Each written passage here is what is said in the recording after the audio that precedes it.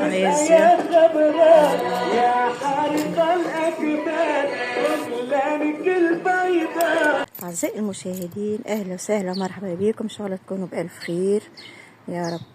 اليوم باش نحيو شوية خضرة من الجنينة متاعنا باش نطيبوا كسكسي.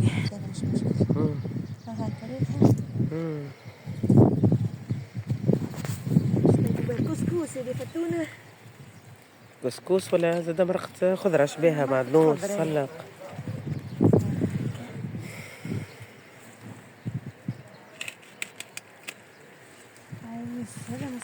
اي يجي كفيه. هاي ان شاء الله.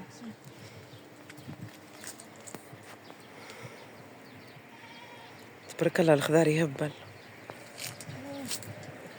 بسم الله ما شاء الله.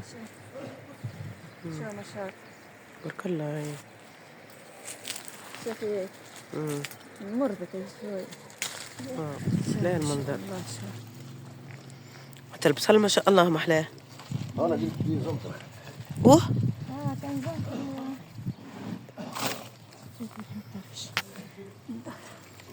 محلاها الكرمة صغيرة تهبل.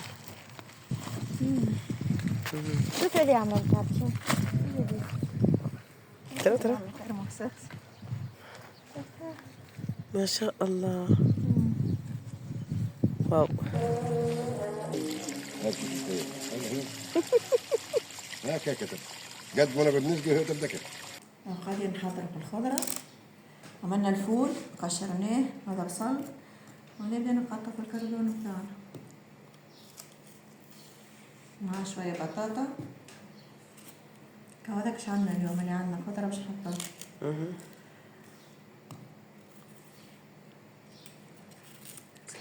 انزل على الفلاش.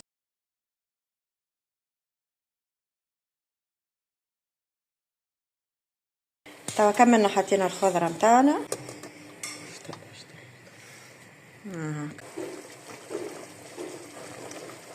ندير باكجي.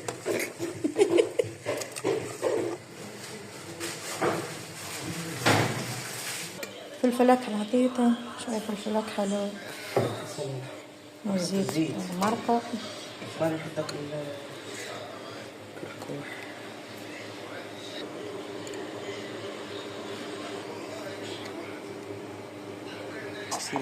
خلطة بالزيت وشوية فلفل اكحل، ما نصبوا له المرقة.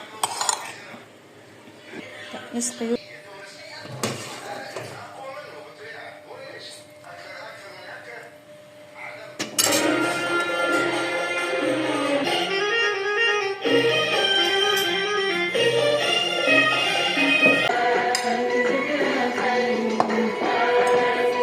الخضرة هاي تونس يا خضراء. تونس يا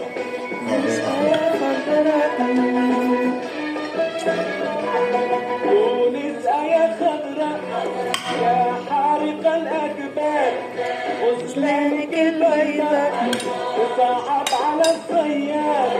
تونس يا خضراء يا حارق الأكباد غزلانك البيضاء. أعزائي المشاهدين، شكرا لكم على مشاهدة الفيديو. أنا حاولت نعطي أقصى ما عندي بكل حب، وأعذروني كان نسيت كلمة أو تفسير. المهم تكونوا معايا وتشجعوني بجيم أو كومنتير، تعطيوني آراءكم، خاطر بيكم إن شاء الله نزيد نقدم ونعمل ما خير.